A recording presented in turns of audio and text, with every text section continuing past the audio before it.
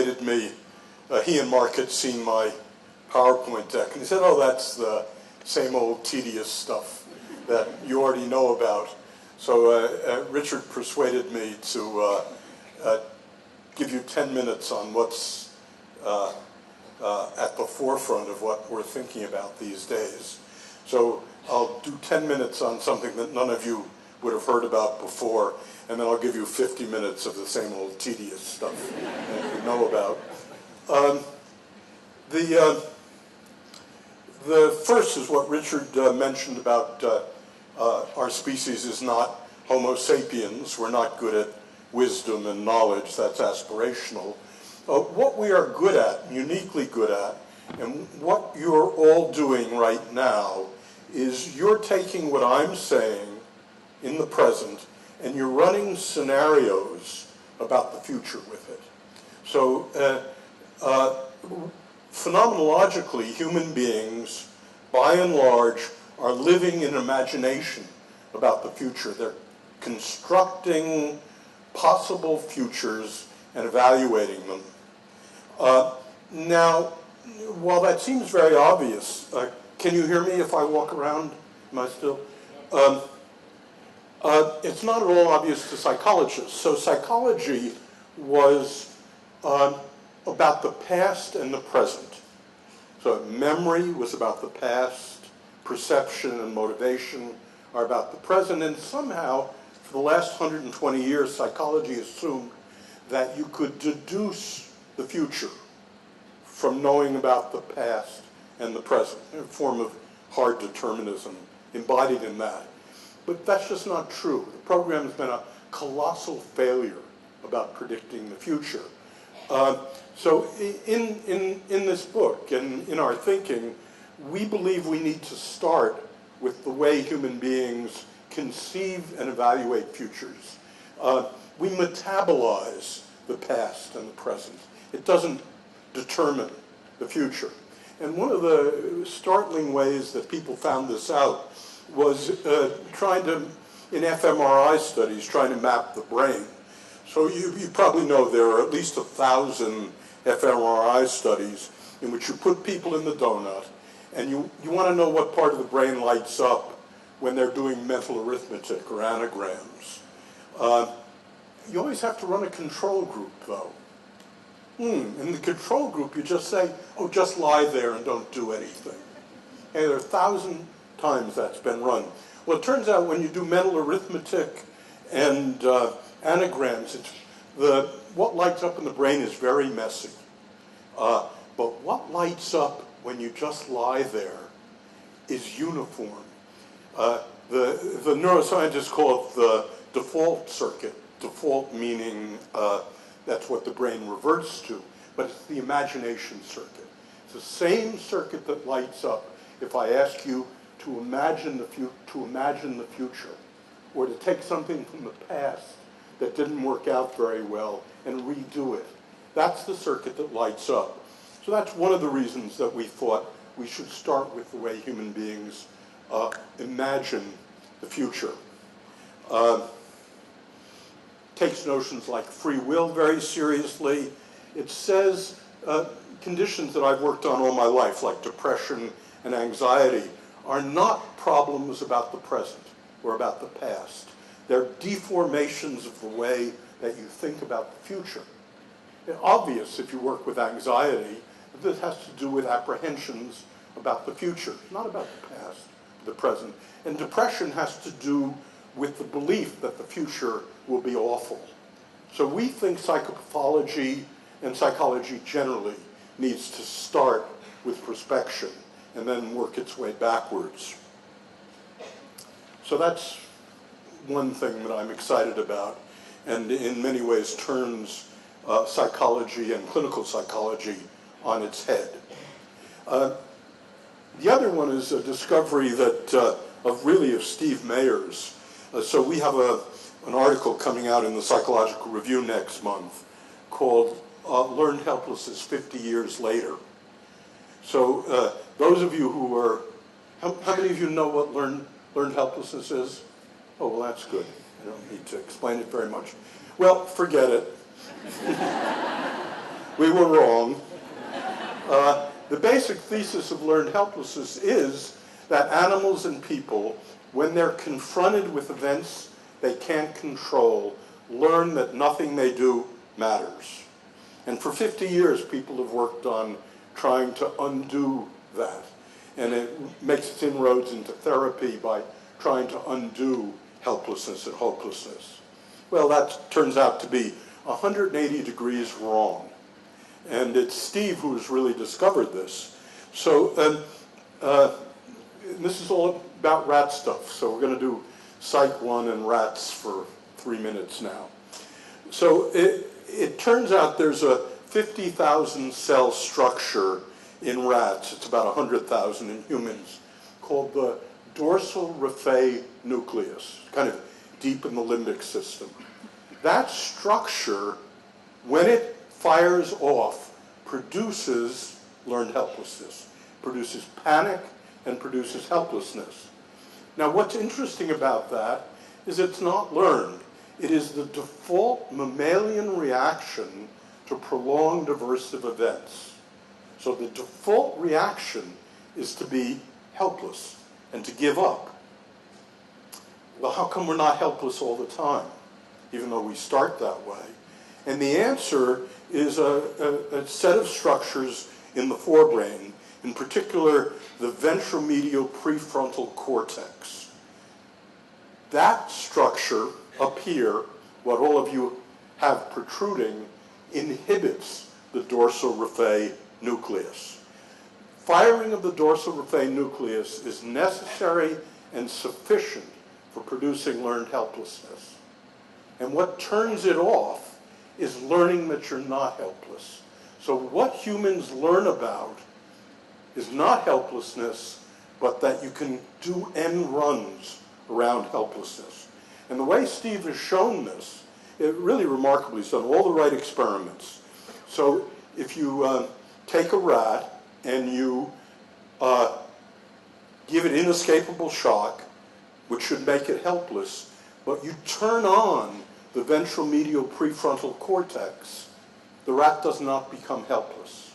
Conversely, if the rat learns that there are things it can do to turn off shock, but you turn off that circuit, the rat's going to be helpless. So basically,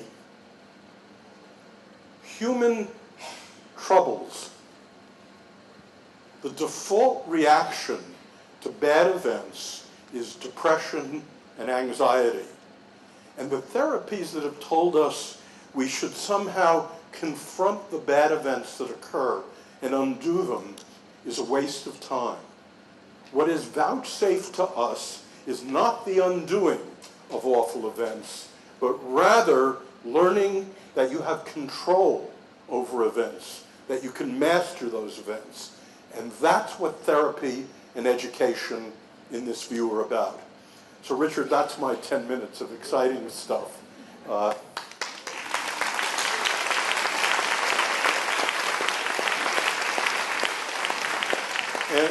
And now I hope you're prepared for 50 minutes of utter boredom. When I tell you about some stuff that you know about, I have notes and PowerPoint about it. And we'll have a question period for a half an hour or so we can undo some of this stuff.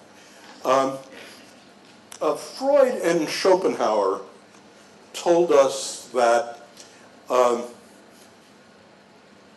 best we could ever do in life was not to be miserable. The medical model, the Freudian model, is the goal of what human happiness is the absence of misery. Now, the theme of what Richard and Mark are talking about, action for happiness, and the theme of my next 50 minutes is that view that the most you can aspire to for yourself, for your children, for Britain, for the planet, is not to suffer, is empirically false, morally insidious, and politically a dead end. And that's what I want to say over the next 50 minutes. Rather, human beings can aspire to happiness. Human beings can aspire to well-being. Life isn't just a zero-sum game. Life can be a positive-sum game. So let me tell you how I'm going to make this argument. So I want to say something about what I think well-being is. And if Richard or I had sat up 30 years ago and tried to say that there should be a politics of well-being, there should be an economics of well-being, education should be about well-being, you really shouldn't have paid any attention. And that was because well-being was not measurable and it wasn't buildable. We didn't know how to build it. What we knew about was how to measure misery. And we knew something about how to undo misery. And that's been psychology's great achievement. But in the last 30 years, and what Action for Happiness is about, is the notion that we can measure well-being and we can build it. So my notion of well-being is the notion that many of you know about. Let me also get a feel for what I don't need to bore you. How many know what PERMA is? Okay, so I need to do some explaining of that. So I'm going to suggest to you that well-being, which is what free, non-suffering people choose to engage in, has 5 basic elements. P-E-R-M-A. P is what Action for Happiness is about. It's subjective well-being, positive well-being, happiness. But positive psychology, in my view, doesn't stop with subjective well-being. It also asks about E-R-M-A, since these are things that people choose to do even if they don't bring happiness. The second, the E, is engagement. Being one with the music, being completely wrapped up in a lecture or a conversation in leisure. Looks to me like about 60% of you are in flow now that you're one with the music, and as the other 40% of you are having sexual fantasies. R, and by the way, the reason E is not happiness is when someone is one with the music, if you interrupt them and ask them what they're thinking and feeling, 90% of the time they say nothing. So the state of engagement, the state of flow, is emotionless, by and large, and it's cognitive free. The third component is R, good relationships. I think people have evolved to pursue good relationships, whether or not they bring any of the other elements. The fourth is M, is meaning and purpose. So human beings, being future-oriented, are ineluctably meaning-seeking beings. They want to be part of something larger. And when people say that positive psychology or happiness is sort of about individuals, it's not remotely. It's about other people. It's about finding meaning in something much larger than you are. The individual self is a very poor site for well-being, and it's a zero site for happiness, I think. Happiness is social. You don't laugh out loud when you're alone very often. And A is accomplishment. Human beings ineluctably pursue competence, achievement, and mastery. So that's what I mean by well-being. Then I'm going to talk about the measurement of well-being. So to the extent that we contend that there is a politics of well-being, an economics of well-being, you have to be able to measure it. And there's something brand new about measurement. So I'm going to talk about the age of the questionnaire is coming to an end. There's something much better than questionnaires. So if I ask you, Nick, how are you feeling right now? It's obtrusive and reactive. Nick could lie to me. He could do reputation management. There are much better ways of asking the PERMA question than questionnaires. They're more reliable, more valid, and are replacing questionnaires. Then, because I know many of you want to build your own happiness, I'm going to go through exercises that have been validated random assignment, placebo-controlled, not the Tony Robbins kind of stuff, that build PERMA. And I'll talk about building positive emotion, about how to have more engagement in life, about building relationships, about having more meaning in life, and I'll talk a little bit about Angela Duckworth's work on grit. Her book has just come out yesterday in the UK. I highly recommend it. Then I'm going to talk a little bit about Adam Smith. And Adam Smith really told us how to intervene to produce more well-being. I'll get to that. Then toward the end, I'm going to talk about positive education. So around the world now, there are hundreds of schools that have adopted curricula to build well-being, happiness, and positive education. I'll show you some brand new data that none of you have ever seen before from Bhutan, Mexico, and Peru, involving hundreds of thousands of school children now. And I'll talk about the United States Army and comprehensive soldier fitness, and then I'll say a few words about the politics of all of this. So that's what we'll do over the next 35 minutes or so. So what is it for a human being to flourish, in my view? It's to have PERMA, and the reason I put up a airplane gauge is to highlight a difference that Richard Laird and I have. So for Richard, happiness is the single measure. I don't believe there's a single measure of well-being. I think it's much more like an airplane, that to the extent we pursue positive emotion, engagement, relationships, meaning, and accomplishment, different people value these things differently. I happen to be a very high meaning and engagement person, but some of you are very high hedonic people, very interested in how you feel. Now, there's no one number that tells you how well an airplane is doing.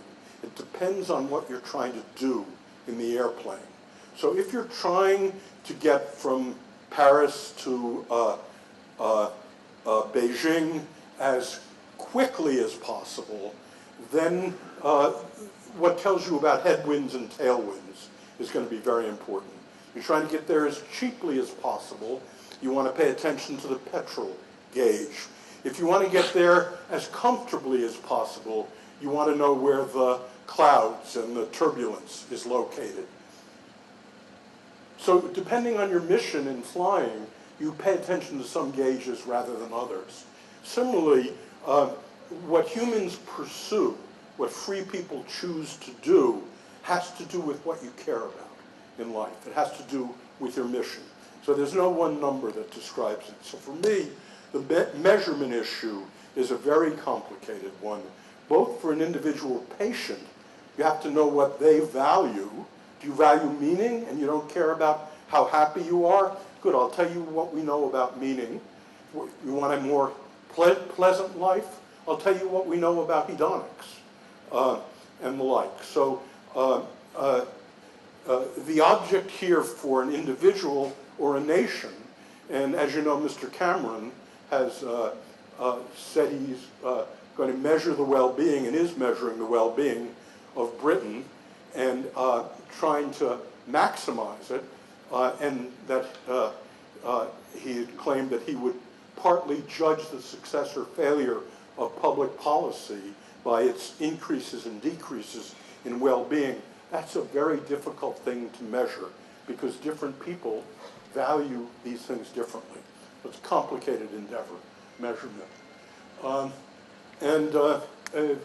What I'm going to do over the next 25 minutes or so is to say that each of these things is measurable and importantly, each is teachable. I'm often asked why I worked on misery for so long, and people wanted me to work on happiness. And what discouraged me from working on happiness was a study that came out almost 40 years ago by Phil Brickman, in which Phil looked at 14 people who won the lottery in Illinois. And what he found, to everyone's shock, was for the first 3 months after you win $1 million, you get happier. But 3 months later, you revert back to your usual curmudgeonly state. And that basically told us that, oh, you know, happiness is the froth on the cappuccino, and misery is the espresso. And if you really want to find out what the human organism is doing, you measure the misery. Well, it turns out that Phil was wrong, and that these things are buildable, and I'll say something about ways in which we can build them. Now, measurement.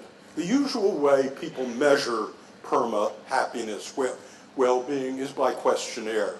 And I have a free website that 4 million people have registered at called AuthenticHappinessOneWord.org. And that's got the 20 leading tests of happiness, meaning, etc. on it.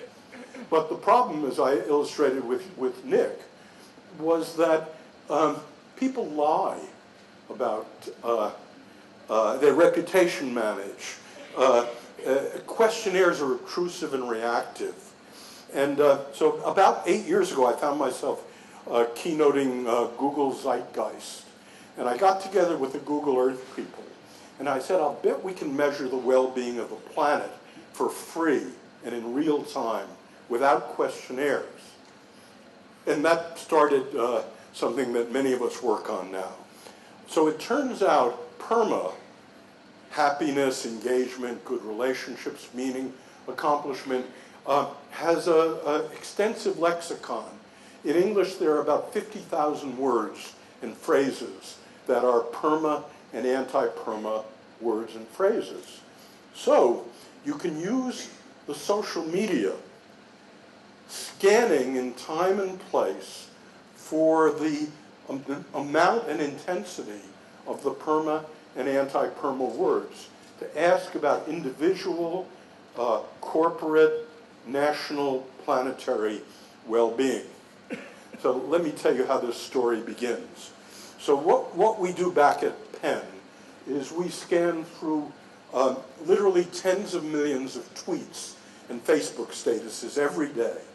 And what we're looking for is deployment of PERMA words.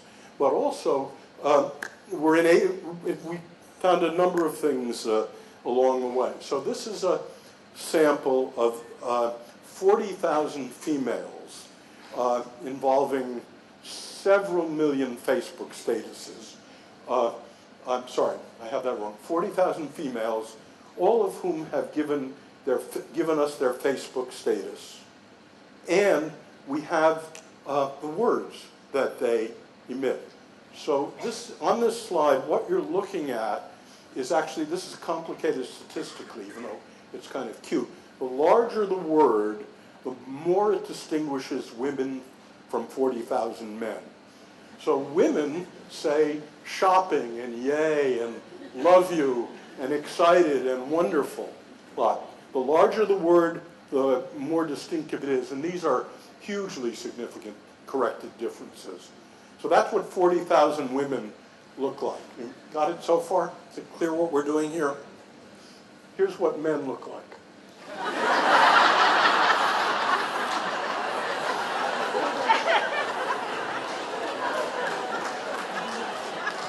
I didn't make this up.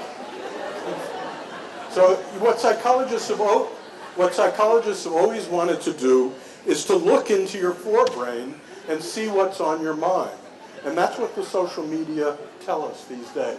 So for men, it's fuck, championship, World Cup, league, etc., shit, and the like. For women, it's shopping, excited, love you, wonderful. Enormous sex differences. And again, women almost never say fuck in Facebook statuses. Men say it all the time. How do kids differ from adults? So again, this is based on tens of thousands of young people and people of different ages. Again, the larger the word, the more this happens in this. So your children say homework, school, tomorrow. Young adults, beer, at work, wedding, days off. This is what Most of you in the audience do. But this is what maturity looks like. And there's another nice thing you can do. You can organize these non-arbitrarily into topics by correlation. So this tells you the topics that middle-aged people are thinking about. And again, the larger the word, the more it differentiates you from your children and your grandchildren. So you're doing God, daughter, country, family, and friends, and they're doing homework and beer and girlfriends and wedding. Personality. So for me, personality is just a way station to this. This is what personality really is. So what we have here is 80,000 people who have taken the Big Five personality inventory. They've given us their Facebook statuses, and we ask how, in this case, neurotics differ from non-neurotics. And again, neurotics are saying depressed, sick of, I hate, and I've expurgated this slide actually. Fuck is up there as well. Crap. Non-neurotic people are saying basketball, beautiful, success, God. We're also not only interested in characterizing different people, but in predicting death. So as some of you know, I've been interested in mind-body illness relationships most of my life. And so what I'm about to show you is for 1,300 counties in the United States, we have from CDC the rate of cardiovascular death, county by county. And there's a large variation geographically. And again, for this one, we have 80 million tweets. And so what we do is we localize the tweets for 1,300 counties, and then we ask what predicts counties in which the kids are saying things and people my age are going to die, and the counties in which kids are saying different things and people don't show cardiovascular death as much. So here's what the results look like, and they're really quite substantial. So on the left is the death rate in the northeastern United States, county by county. High red, like Long Island and Albany, are high cardiovascular death rates. Green is low. And on the right, what you have is Twitter, just Twitter, as a prediction of heart rate. And you can see the correlation is close to 0.7 for the two of them. Moreover, if you take the 10 leading predictors of cardiovascular death, education, race, amount of money spent on healthcare and the like, Twitter outpredicts them all. So if you create a model with the 10 leading indicators, you get a correlation about 0.5. Here you get a correlation of about 0.67 with none of that information. So what I've just told you about is the big data revolution. And then you can ask, what is it that people in counties that have high cardiovascular death rates tweet about? Well, it's up here. So the larger the word, the more it predicts cardiovascular, the more it differentiates counties that predict cardiovascular death. Hate, fucking, bored, assholes, sleeping, those are high cardiovascular death rate counties. And here are the counties that are low in cardiovascular death. Great, folks, thanks, conference, hours, and the like. So to summarize that, I think well-being is measurable, and the new measurement tool is automatic. It's machine learning combined with the lexicon of well-being. So we have questionnaires about well-being, and we have now big data about measuring it. So this then allows us to go on to teaching well-being. So this starts with individuals, and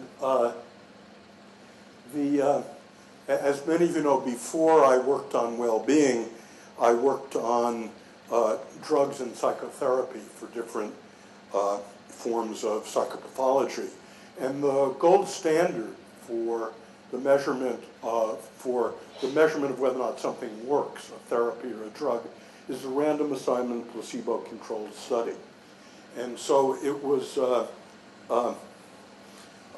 my hope that we could do the very same thing with exercises to build happiness. And so basically what we do in this work is on AuthenticHappiness.org.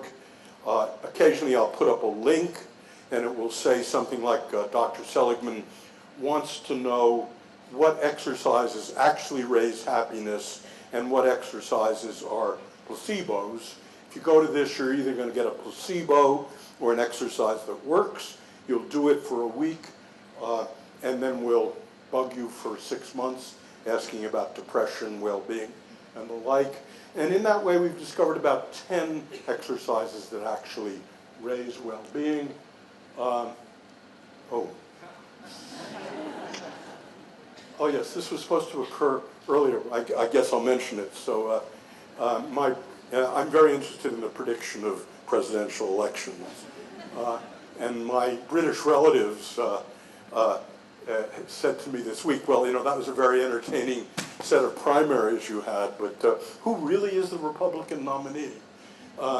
And so what we've done is to, over the last few months, to take the optimism and pessimism of the leading presidential candidates.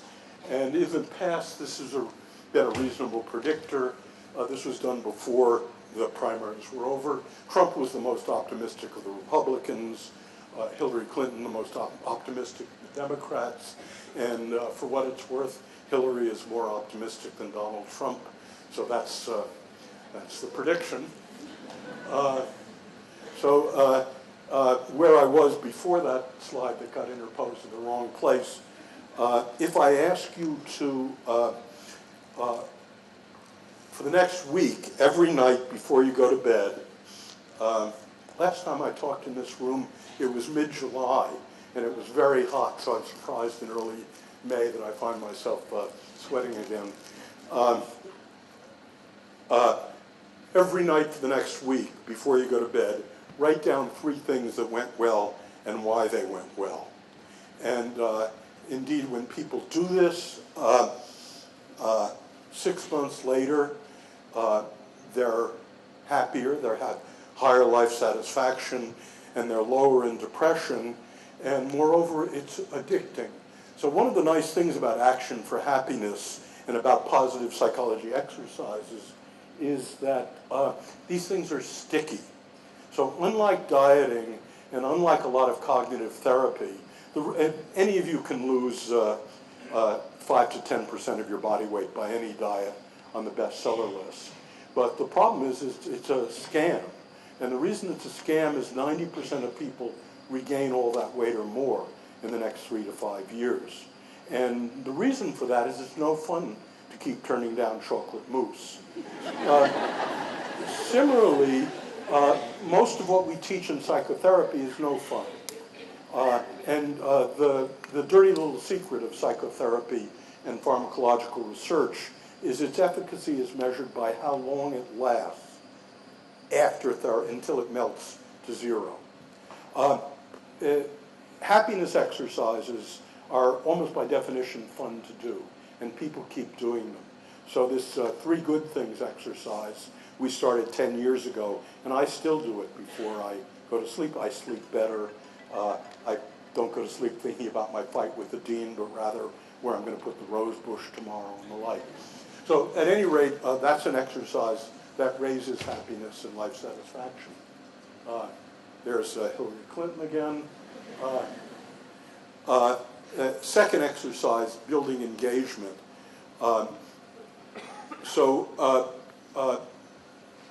When time stops for you, one of the conditions of being in flow is using your highest strengths to meet the challenges that come your way.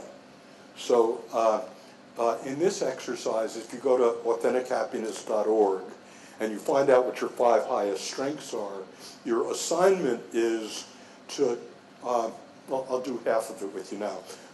Close your eyes. Think of something that you don't like doing, that you have to do almost every day at work. Oh, thanks a lot, love. Okay, open your eyes. Now, if you've taken the signature strengths test, you'll know what your 5 highest strengths are. So the assignment is to take the thing that you don't like doing at work and do it using one of your highest strengths. So just to give you an example of that. One of my students, the thing he hated every day, he'd study in the library until midnight and then had to walk about a mile through West Philadelphia at midnight to get home, and it was really a frightening walk. And so he took the signature strengths test. His highest strength was playfulness and humor. So his assignment was to recraft the walk using playfulness and humor. So he bought a stopwatch and a pair of rollerblades and declared the walk an Olympic event and timed himself every night until he reached perfect time, and then he'd take a longer route and make it an Olympic event. This became the favorite part of his day. In general, what you find here is if you take things you don't like doing and you can recraft them using what you're really good at, what your highest strengths are, becomes more fun. And people who do this 6 months later have higher happiness and lower depression. Relationships. This is something we see in a very profound way with the drill sergeants I'll talk about in a moment.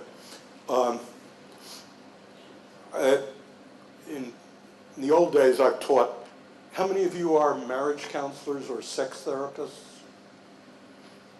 Oh, well, not many of you. This is the worst form of psychotherapy. It's the hardest form of psychotherapy to do. People are lying to you, they're lying to each other. And what you do, when I used to teach sex and marriage, was you try to get couples to fight more constructively. You don't want them to have the same fight every day. And it's a pretty dismal thing to teach. What you're trying to do in marital therapy is to change insufferable marriages into barely tolerable marriages. So a group of positive marital therapists said, instead of looking at how people fight, let's look at how people celebrate together. So the question here is, what do you say to your spouse when she comes home from work and she's been promoted, something good has happened? And it turns out there's a 2x2 here about what people say, and almost everyone says the wrong thing empirically. So most people, and I was certainly one of them, do passive constructive, which is congratulations, Mandy, you deserve it. That has no effect on love and marriage. Drill sergeants do active destructive. She's been promoted at work.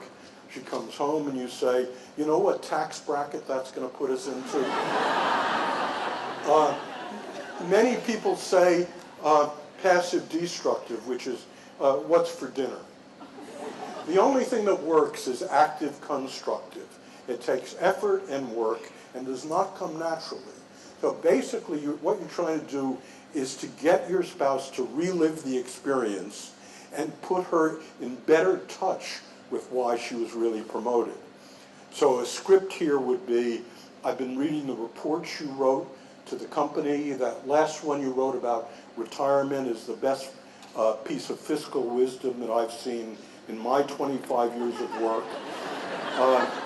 Now, where were you when your boss told you you had been promoted?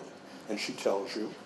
Now, exactly what did he say? You want her to relive this experience. Okay, now what do you think the real reasons you were promoted are? What are your highest strengths? What are the things you did best?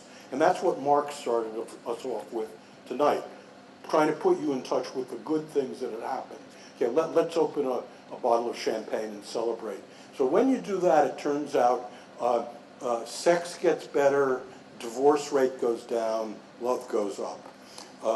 So that's something new here. Meaning and purpose in life. We have people, how can you have more meaning and purpose in life? One simple exercise is we have people in 300 words write down their vision of a positive human future. And then we have them write their obituary. When we're dealing with depressed people, we call it a life summary, not an obituary. Through their grandchild's eyes about what they did to contribute to a positive human future.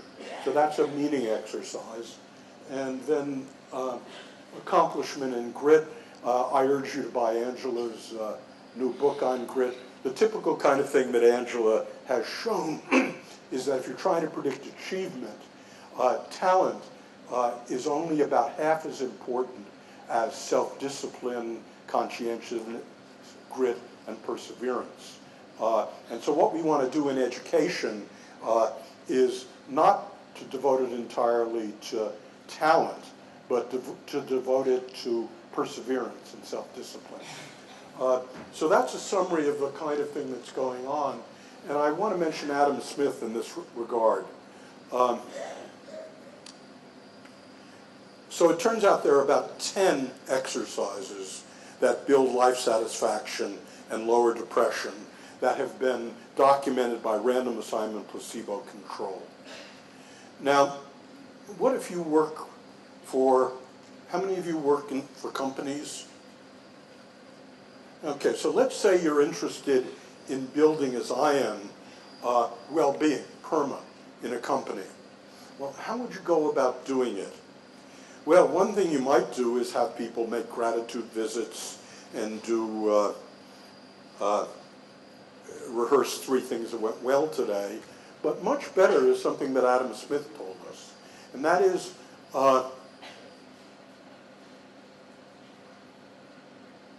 tell the managers that in the same, we're going to measure the well-being of the people working under you. You can do it by questionnaire, you can do it by big data. And we're going to hold you accountable for building well-being in your division. We don't care how you do it. You know your own workers better than we do. You might do those exercises, but you know them well.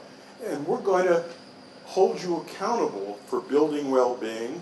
We're going to pay you and promote you on the basis of the extent that you can make the people working for you happier. Adam Smith tells us people will invent ways to do that. So did you follow the argument here? Just to say it a more concrete way. Let's say you decide that in your marriage, you're going to increase the PERMA of your husband. What you do on this Adam Smith argument is instead of having make a gratitude visit or doing three good things, at time 1, we're going to measure his PERMA. Then at time 2, we're going to measure it again. And you know the kinds of things that produce positive emotion, engagement, good relationships, meaning in your husband. It's your job to find ways to implement that. So once you measure and once you hold yourself accountable, you will invent the ways to increase the local well-being of the people you care about.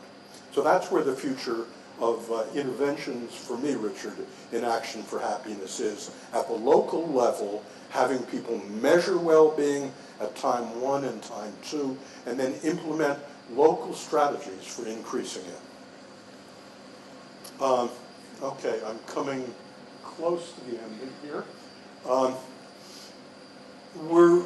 What I just told you about was ways of raising well-being, happiness, PERMA in individuals. Can you do this on a larger scale? So Alejandro Adler,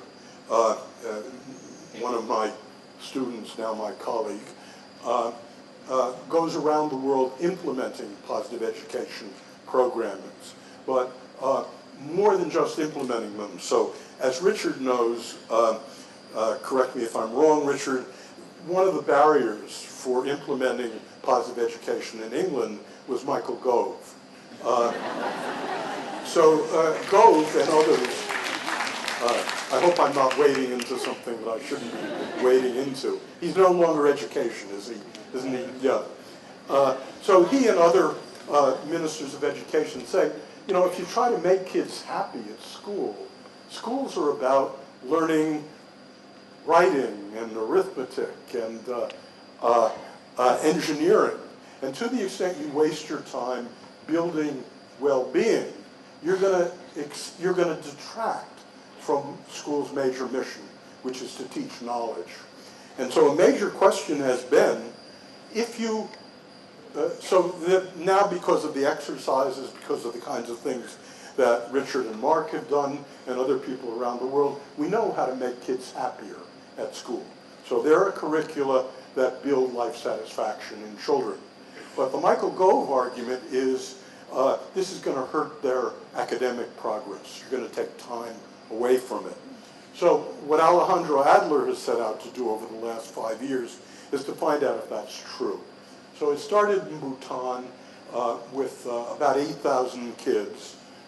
11 schools got the GNH Global National Happiness curriculum that he created, and 7 schools got the teaching of health, nutrition, and psychological principles as controls.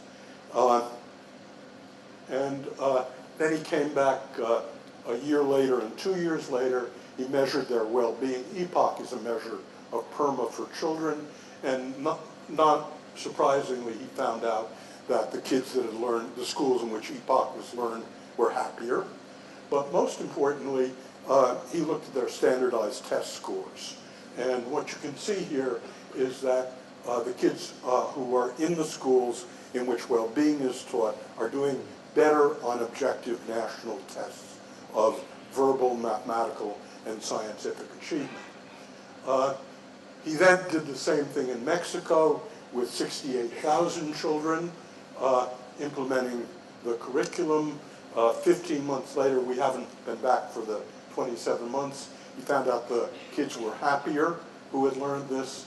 And again, he found that on the national standardized tests, the schools that taught happiness, the kids did better on the standardized tests. And then he did this in Peru with almost 700,000 children. And again, 15 months later, the kids are happy. Notice, by the way, the effect is getting smaller. And the reason it's getting smaller is still there, is when you got 18 schools in Bhutan, Alejandro could implement it himself and train teachers firsthand. In Mexico and Peru, you've got 3 layers. You've got Alejandro, trainers, trainers of trainers, and trainers of trainers of trainers. So you've got dilute effects, but you've still got, with 700,000 kids, the kids at schools that have learned PERMA and implemented in their lives are doing better academically. Finally, the United States Army decided about 7 years ago to implement this. We've trained 30,000 drill sergeants at the University of Pennsylvania. We teach them essentially what we've been talking about tonight. They teach it to the 1.1 million American soldiers. And it's hard to measure because the Army, within 2 years, adopted this all over the Army. But we did for a couple of years before it was implemented as an effective Army procedure that everyone got. We measured in several thousand soldiers who were trained on resilience and positive psychology. We measured substance abuse, post-traumatic stress disorder, depression, and panic, and we found roughly half the rate of substance abuse, and it significantly decreased the rate of post-traumatic stress disorder and panic.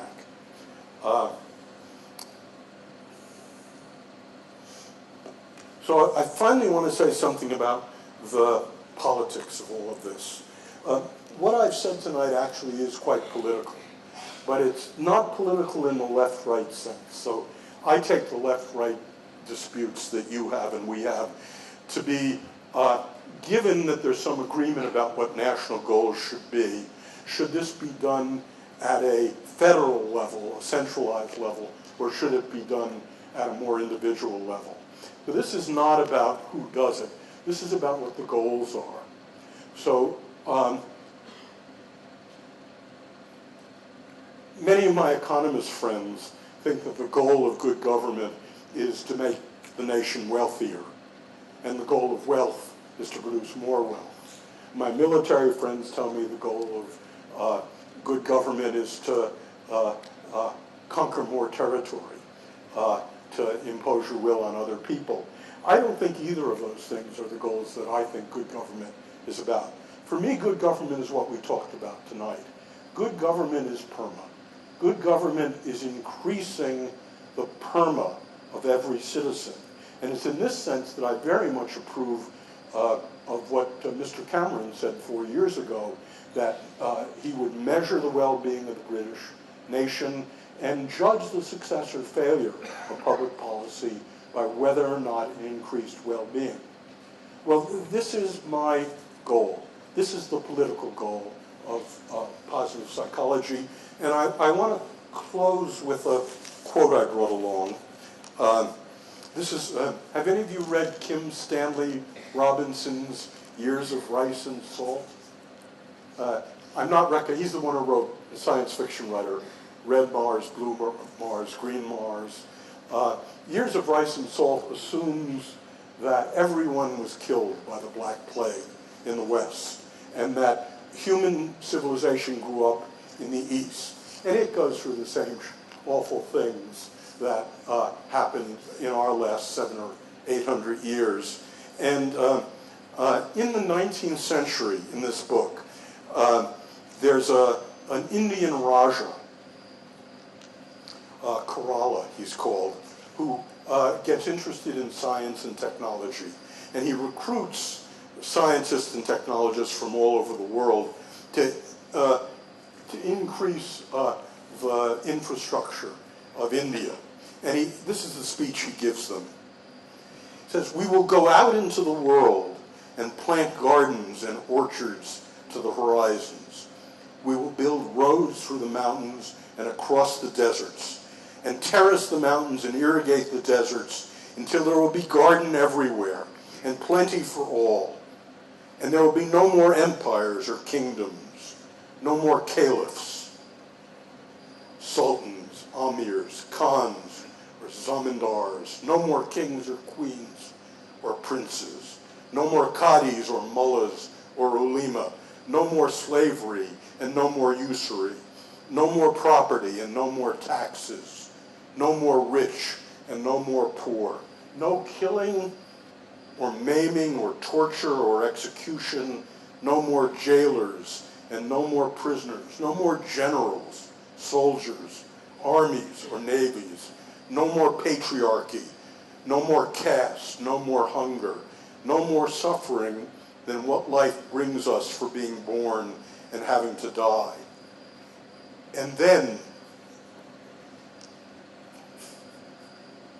we will see for the first time what kind of creatures we really are."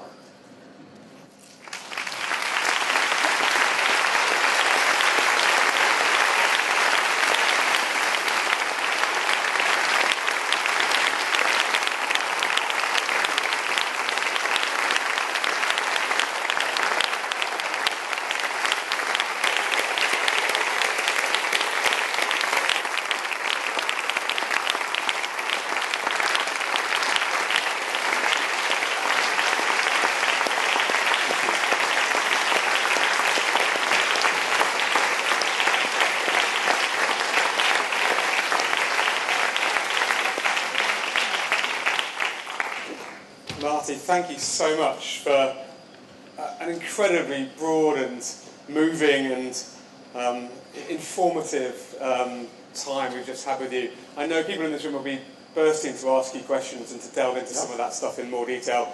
We have 4 microphones, I believe, and we've got staircases, so we should hopefully be able to get to everyone in the room. I would request that, I mean, of course, many people want to be involved this evening, and we do have until 8:30, but can you try and keep your questions as brief as possible, and let's hope as many people as possible have a chance to delve into this incredibly, you know, moving and inspiring sort of set of wisdom we've talked about this evening. Who would like to start us off? The question from Marty. I'm seeing a hand pointed up. Where who's got Harper, were you pointing at someone there? Yes, there's a hand waving up there. Can we get a microphone up to this man in the check shirt towards the back? Thank you very much.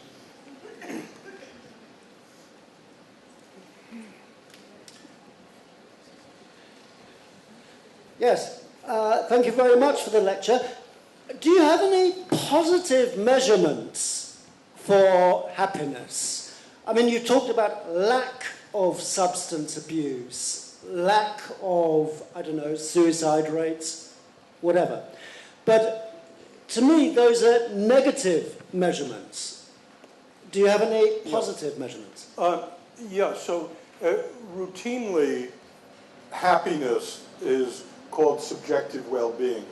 And the most widely used scale is a life satisfaction scale, which I think about 10 million people around the world have taken, where 1 to 10 ladder, 1 is the conditions of my life are awful, and 10 is ideal.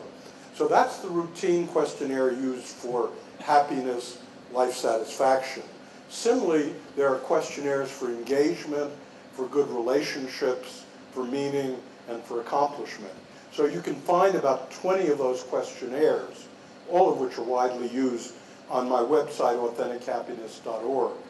What I suggested tonight is we can do better than questionnaires. We can take the lexicon of happiness, joy, rapture, comfort, and it turns out, by the way, one of the nice things about doing big data is you look at the words that correlate, that co-occur with the happiness words like massage and candlelight, and you quantify those.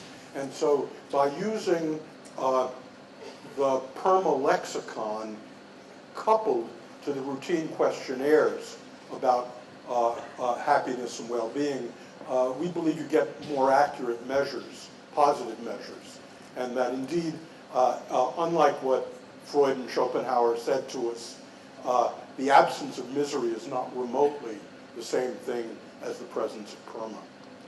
Marty, on a related topic, just while it's in my mind, you made the point about surveys being people sort of lie or they're not very accurate in what they say. One of the observations people sometimes make about social media and Twitter and Facebook is that people are putting on a show, they're trying to portray an image. Do you sense that there might also be a challenge there? So the social media have artifacts as well. And so in many ways, by combining, so social media has reputation management, but you can, one of the things we're interested in is having people write anonymously and without being judged by others, and looking at the correlation of that to what they do on social media. So there are ways of correcting for reputation management on Facebook and Twitter in the same way we correct questionnaires with social desirability questionnaires. So big data has a number of confounds and artifacts. On the whole, it's less gameable than asking people outright, how excited are you about the library that we just built in Manchester? Thank you. There's a hand. Oh, Alex, you're pointing at somebody, so let's take this. I'm sorry, I'm finding it hard to see. Thank you. So in the middle here. But thank you. Thank you. So I think probably central inquiry for all of us that are in this room is how can we make more rapid progress towards a kinder, more compassionate, balanced world? And I wonder if you might comment on the sociology and psychology of place in that context. I was very struck by your presentation around a perspective on PERMA for the individual. Lots of your work seems to be through the lens of the institution, for example, the army or school. Would you encourage us to, for example, focus on Hackney, Brighton, Sheffield, Long Island, work with a sense of the sociology and psychology of place so that all the schools, all the businesses, all the related environments come together and we make more rapid progress? As some of you know, I'm hard of hearing, So I'm going to have to ask Mark to repeat your question. So Marty, it's a question about how important is it to focus on place in the context of this work? So, for example, a specific location like Brighton, where you could say, let's try and get positive PERMA ideas in the context of both workplaces, communities, and so on. What's the sort of sociographic and factorial effects that matter in terms of focusing on geographic locations to try and build PERMA in those places? Well, I haven't thought very much about that, so I really don't have a good answer for that. There is wide variation in PERMA from place to place, from job to job, from nation to nation. So that variation tells us that place is important. But one free association I can mention is there are places that are specifically interested in making their political units the happiest places on earth. So Mandy and I were fortunate enough to live in Adelaide, South Australia, for 3 different months over 3 years, because the Prime Minister, Jay Weatherill of South Australia, wanted to make Adelaide the happiest city in the world. And indeed, we have implemented programs in high schools, in mental health, in the police forces and the like. So I think there's a lot of good work to be done from place to place, but I really don't have a good answer for that. Just a few specific examples. In Bristol in the UK, they're having a quite coordinated effort to measure well-being and implement that in conjunction with the local authority. In Santa Monica in California, there's a very coordinated effort to measure the well-being of local residents. And some of you will have seen that the United Arab Emirates recently has sort of made improving the nation's happiness a sort of national priority as well. So there's different examples of this happening around the world. So we have a question from a lady here with the orange scarf. Can I just see a show of hands of who's waiting to ask a question? Okay, great. Let's take this question here. I'll lip read. Great. Come down with me, Mark. Hi, thank you. This microphone doesn't seem to be on. Can we...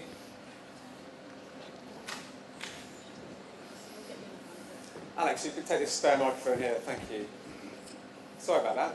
Thank you. You talked about empowering people in therapy to learn that they have control, and also talked about empowering leaders in organisations at a local level to take accountability for well-being. Do you think we should be empowering children at a younger age to take more sense of control of themselves? Is that part of the PERMA programme? The question was, should we be empowering children to take more control over their education? And my answer is I really don't know, but I have to say I have my doubts about children. Having had 7 of them, and watching them still growing up. And here's where my doubts come from. So I work on creativity and imagination, and I'm very interested in the question about people being more creative. And it's commonly and glibly said that children are extraordinarily creative, and we somehow beat that out of them in school. Yeah, I don't think that's true. And so unlike, I guess it's Ken Robinson who says that kind of stuff a lot, I think there are 2 aspects to creativity. One is the generation of original ideas, which kids are very good at. And the second is a sense of the audience, a sense of what's going to work, a sense of the gatekeepers, enough knowledge to be able to apply it in the world. Kids are terrible at sense of the audience.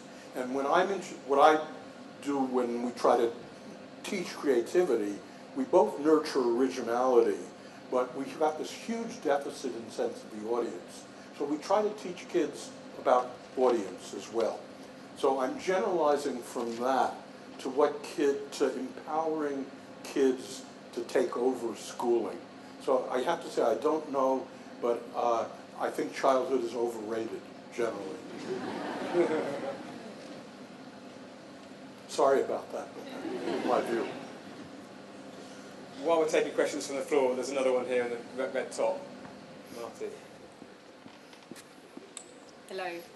Just wanted to ask, what is your view on mindfulness? How does it fit with the PERMA, and especially with engagement, and whether that can be a substitute, engagement can be a substitute for it, or does it overlap? The question is what do I think about mindfulness? And the answer is I like it a lot, and I think of it as one of the important techniques, that is a positive psychology technique, that builds subjective well-being and happiness.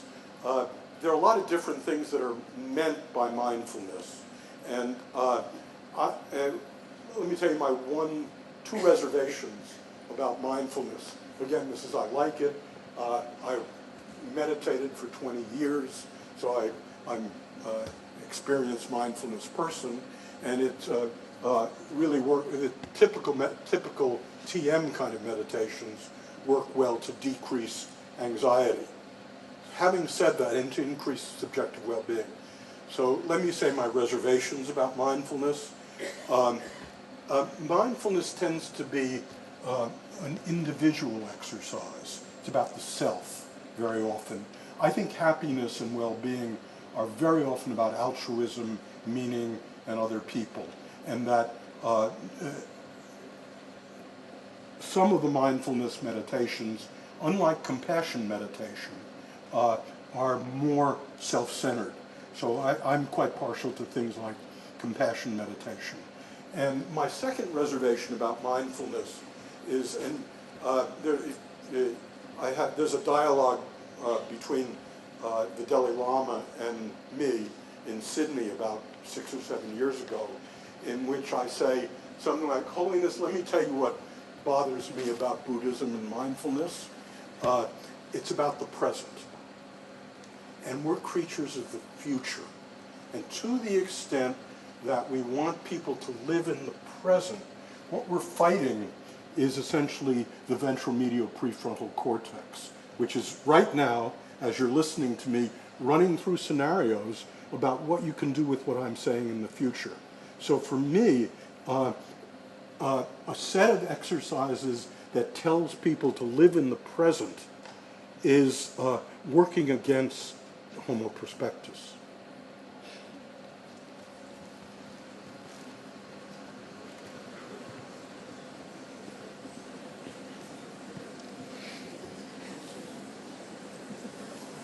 There we go.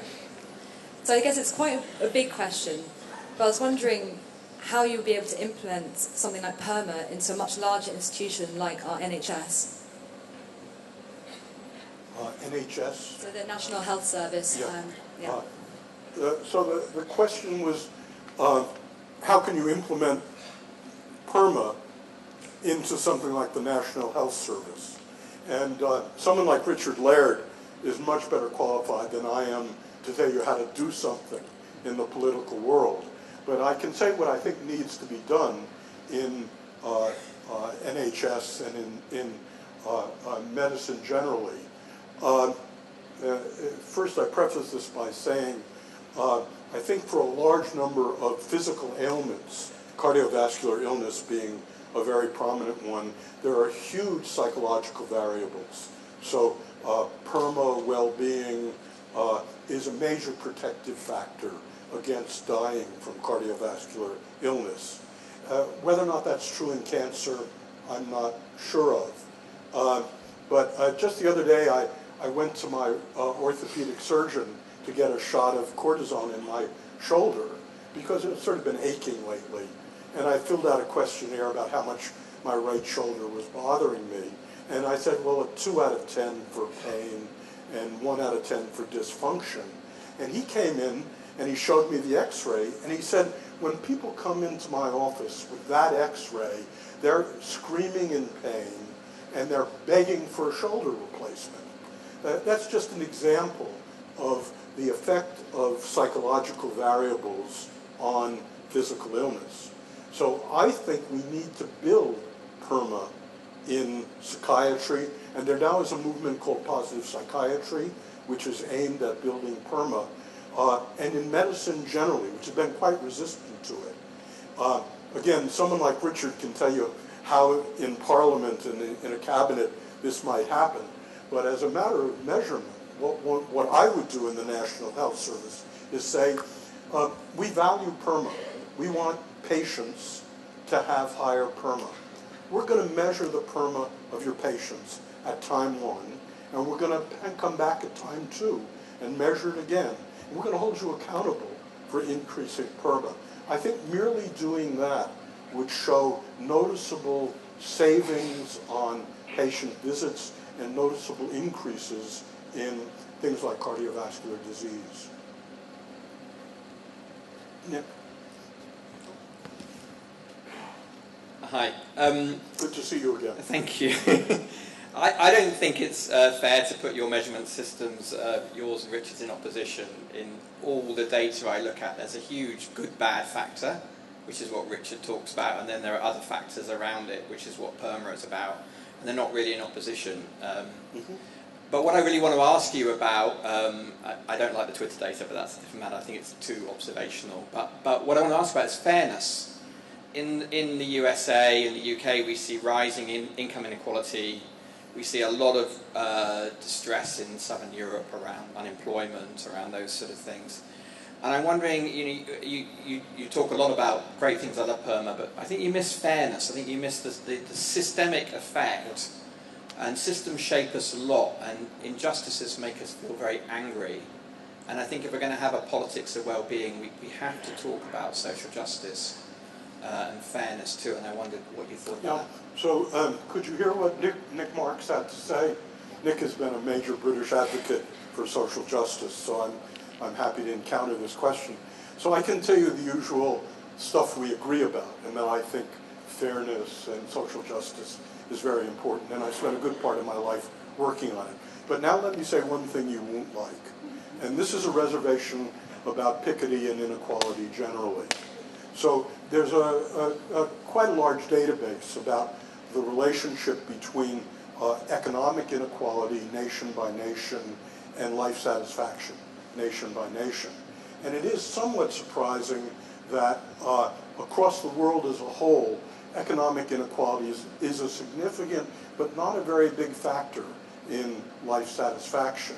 And in fact, the part of it that seems to, and this may be agreeing with you, Brazil and Canada have about the same amount of measurable economic inequality. But in Canada, people think it's fair and it's just, and there is no impact of Canadian economic inequality on life satisfaction in Canada.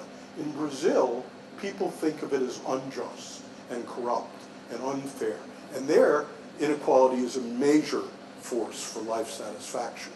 So I think, Nick, what I'd say is that what I'm after is notions of justice and fairness as opposed to economic inequality per se.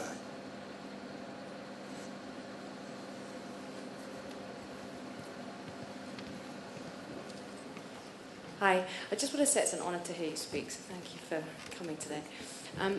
There's a number of us here who are either sports psychologists or sports psychologists in training, and I would love to hear your opinion on where PERMA sits in the future in sports psychology. So that was about sports psychology and PERMA. There's quite a gulf in the coaching of sports psychology. So there are the coaches who yell and scream and point to what you're bad at and try to correct it. And then there are coaches like Pete Carroll, who is the coach of the Super Bowl winning, I think, Seattle Mariners, who basically does PERMA and Action for Happiness, in which what he emphasizes is what you're good at and the like. I don't know which side I'm really on. In general, when you work on things that people are bad at, as in psychotherapy and dieting, you get these temporary boosts, and then as soon as you lay off, people go back to where they were. When you work on stuff that people are good at, then you tend to see more permanent changes. So that's about as far as I'm willing to go now. There are quite a few people in sports psychology who advocate PERMA, and it certainly can't be bad for a team or an individual. Things like optimism, we've shown with Olympic swimming, that optimistic swimmers, when they're defeated, swim faster afterwards. Optimistic pitchers in baseball in close games get better, and pessimistic pitchers get worse. So optimism is one variable that I'm pretty convinced within sports is important. But I wouldn't want us to give up trying to correct people's errors. But I guess there is something else I want to say about that.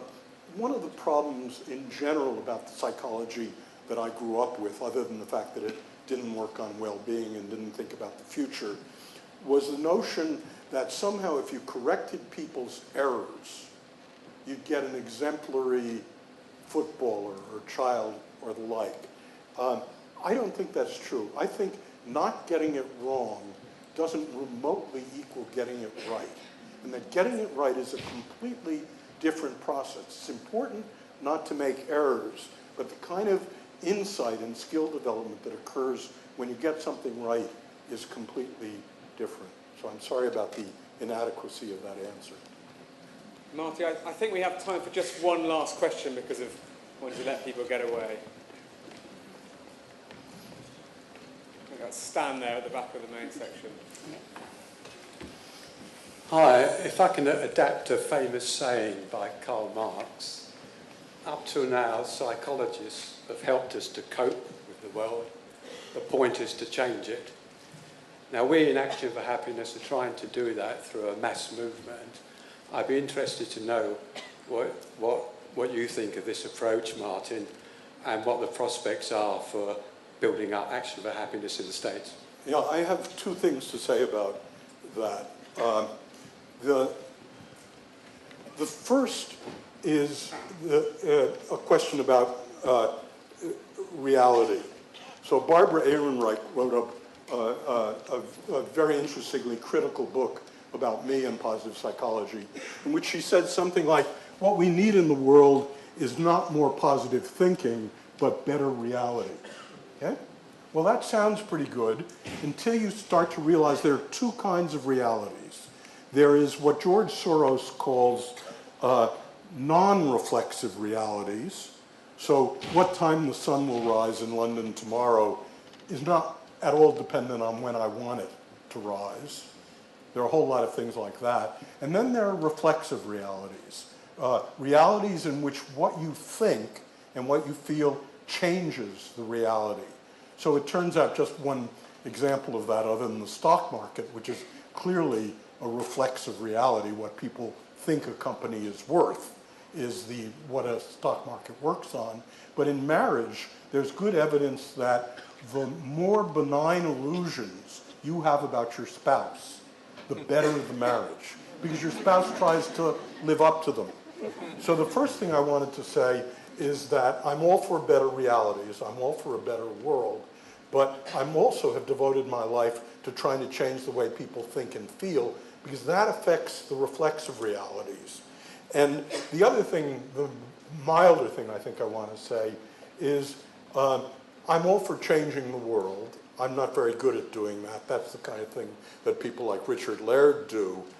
But the dependent variable that I'm after is not objective realities, like infrastructure and the like, but the subjective realities, how much meaning we have in life, how much we love other people, how happy we are. So as a set of targets, politically and socially, where I come from, the part of the world we can change are the psychological realities. Marty, thank you so much.